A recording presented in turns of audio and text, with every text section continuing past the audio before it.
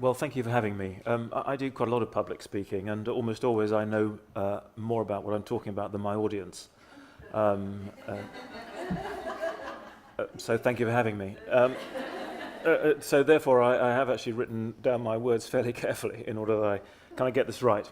In this month's Management Today, Baroness Kingsmill records that 16% of FTSE 100 boards are occupied by women, 16%. And that of the new incomers, only 10% of new appointees are women, which is pathetic.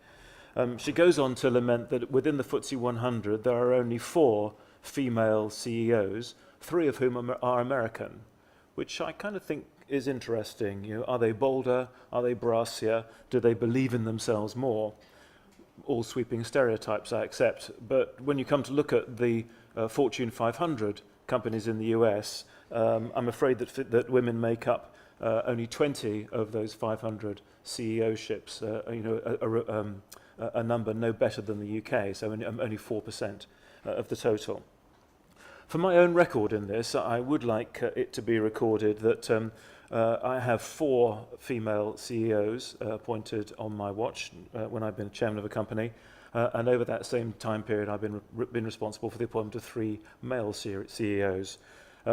Again, when I've had the opportunity to configure a boardroom as a chairman, my track record is okay, which is presumably how I got invited to speak. One of my companies now has 3 non-execs, including myself. The other 2 are both women. And one of my other companies has 5 non-execs, including me, 3 of whom are women. And before my chairmanship, all of them had only male non-execs. Now, I tell you this not just to make you like me. I do have a higher purpose even than that. Because I want to explain that the reason for these appointments was not ideological. I'd agree with anyone that a roughly even spread of men and women at all levels in organisations makes perfect sense. And it's certainly a goal worth striving for.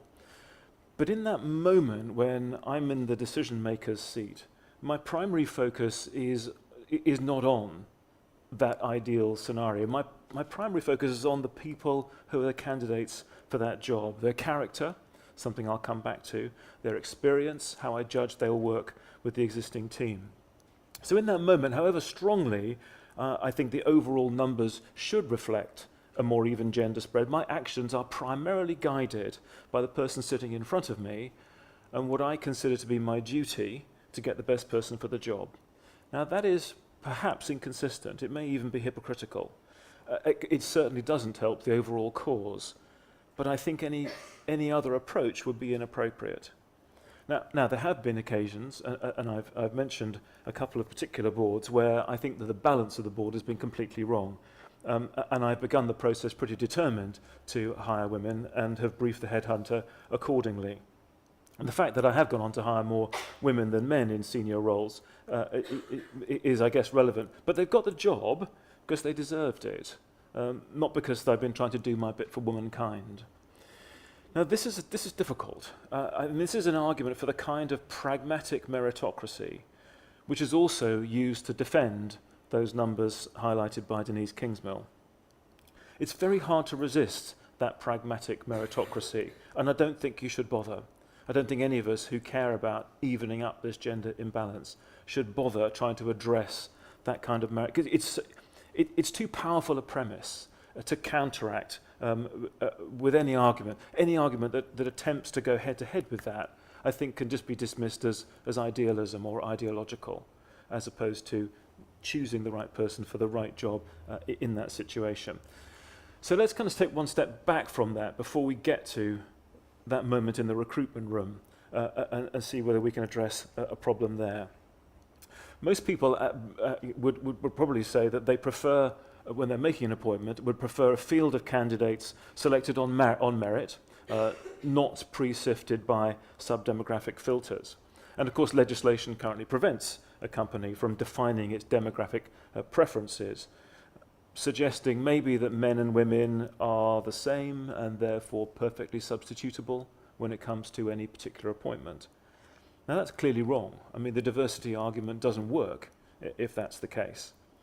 And indeed, one of the many voices that one would want to have influencing major policy decisions on behalf of any company.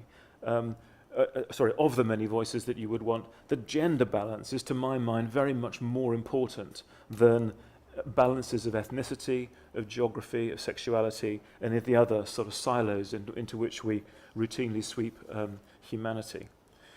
It seems to me unarguable that in a team composed mainly of men, a number of female voices, not a single female voice, as most boards seem to be satisfied with. I think that is inappropriate. I think it's almost impossible for a single female voice on a board not to get drowned out by the noise of the men.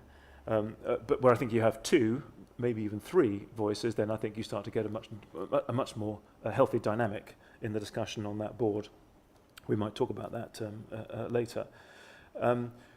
It seems to me just self-evident that that's a better dialogue and therefore a better way of reaching policy conclusions. Not just because it's fair to women, but because it enhances that team's performance, especially when that team is the board of a company. And I would say the same of a team dominated by women. When it comes to hiring as a decision maker, I am primarily influenced by character. I think that is probably the most vital, more vital than experience in appointing leadership positions.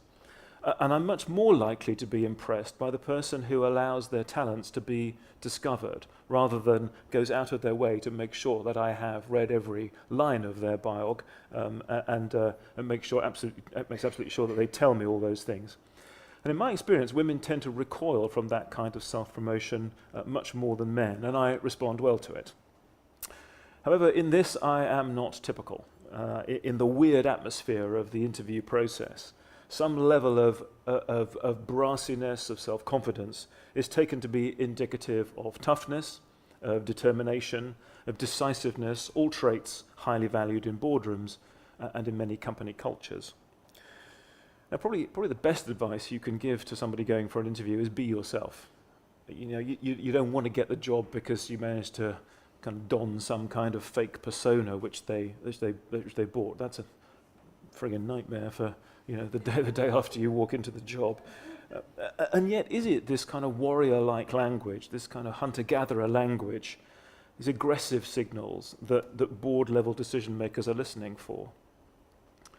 As I said, Gail's kind of put me right already, but in a creative-led business like advertising, one really would hope that that's not the case. But if there is any hint of it, and it clearly is, we need strategies to address it, which I feel we need to come on to in a minute.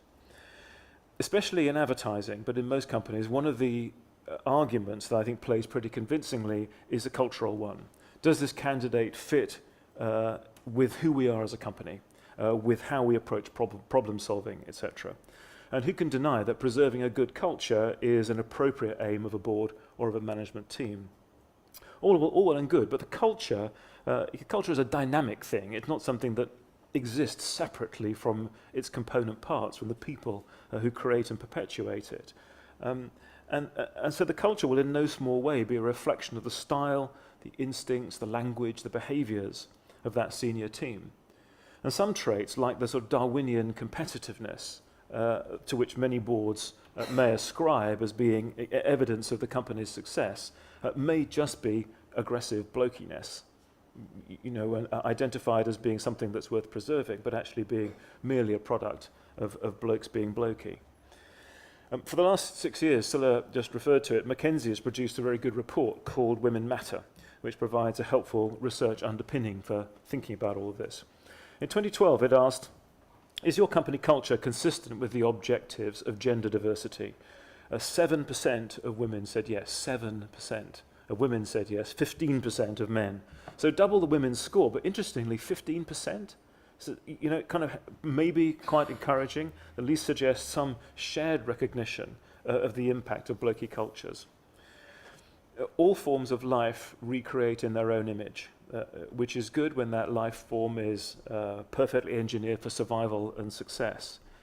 But in an environment as fast changing as our sector, it really is important that management teams are challenged, if not by themselves on their away day, particularly by the HR professionals, perhaps, and also by their non-execs who can stand back and see a better perspective than those who are kind of day-to-day running the company. I don't know a single CEO in advertising or any other sector who doesn't think that one of the critical performance criteria for their company is getting and retaining the best possible talent. And yet, as we've seen, while the entry balance is 50-50, as it goes up, there is that appalling loss of women by, according to factors which may be opportunity, maybe childbirth, maybe actually finding something altogether better to do. But the senior level balance remains badly skewed. So how to address that? I have a couple of points. For me, an effective approach needs to operate at two levels. Corporately, amongst company decision makers to enhance their understandings of the benefits of a wider gene pool, and individually amongst employees to equip them not to define themselves out of a career progress that would take them all the way to the top. To the first, the corporate level, here is a disappointing cascade of numbers for you from the McKinsey report. 92% of companies said that they had their CEO's commitment to effective diversity strategies. 41%, about half, said that the CEO was delivering on that. Again, about half, 25%, said that senior managers got it and believed in effective diversity strategies. Again, half, 13% only, that middle managers got it. Interesting, isn't it? It's kind of intuitive to say that the problem begins at the top. Maybe the problem begins in the middle. What was probably predictable was on each of these scores, the responses of men and women were quite markedly different. Does the evaluation system in your company treat men and women equally? Women, 30% yes. Men, 65% yes. Okay, so we reach for the quota. Mervyn Davies's next step if voluntary progress isn't swift and convincing. At a European level too, the highly formidable Viviane Reding would not only fine companies who have come up lacking on the inadequately constituted boards, but would also prohibit them from winning any government contracts, which I guess would get their attention. But still, I still fear the law of unintended consequences. All companies would define themselves as meritocracies, and indeed a number of the women researched by McKinsey said that they feared being associated with positive discrimination measures. They feared that undermined the meritocratic ideal embedded in their company's DNAs. The law of unintended consequences kicks in pretty quick, where a new appointee is perceived by everybody, including herself, to have been picked to make up the numbers rather than in pursuit of any other principle than her merits. So some would say, so what? It's a nasty medicine, but unless we take it, we'll never get better. But for me, the argument against quotas is this. Applying sanctions to the way that people think doesn't make them think differently.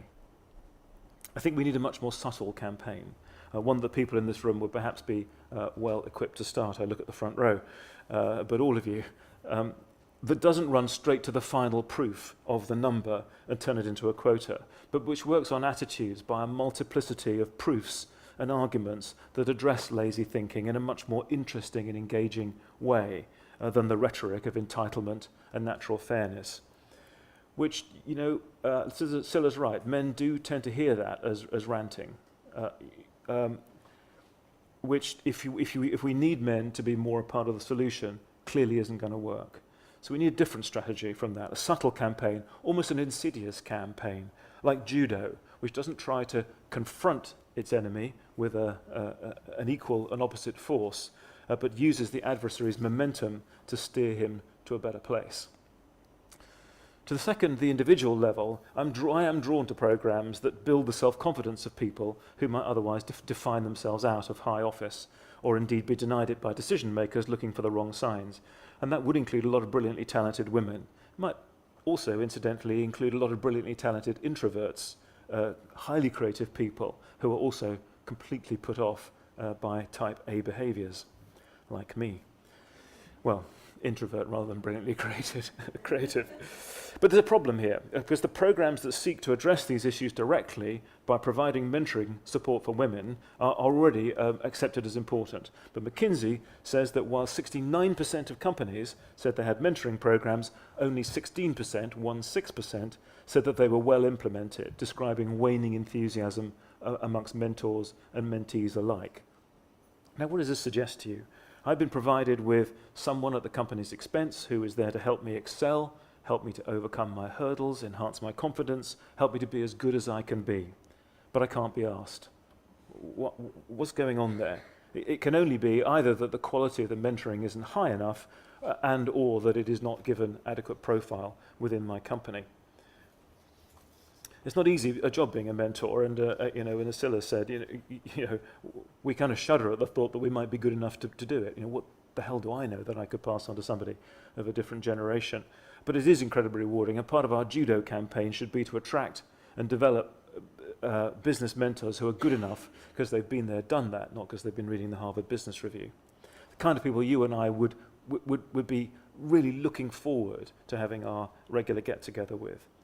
With the calibre of mentors underpinned, personal appraisals perhaps in companies should include a record of a person's attendance at these sessions.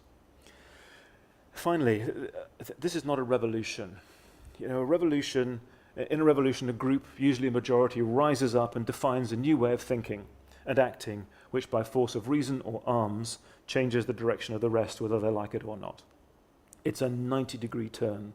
It's an angle that suddenly takes you more quickly where that majority wants to go, more directly in that direction. The weight and the momentum behind today's status quo, unacceptable as it is, pathetic as it is too great to make that 90-degree U-turn. And I think we have to acknowledge that. But it is happening, and it can continue to happen by a series of smaller, more tangential turns. We get there more slowly, but we get there. It's accelerated by the retirement of older men who just are incapable of thinking differently. And for me, the kinds of changes that Rachel and Kate are going to talk about are exactly the kind of smart initiatives, tangents rather than 90-degree turns to the norm, which will aggregate to change attitudes and get us pointing in a much better direction. Is it enough? I'm sure we'll discuss that later. Thanks.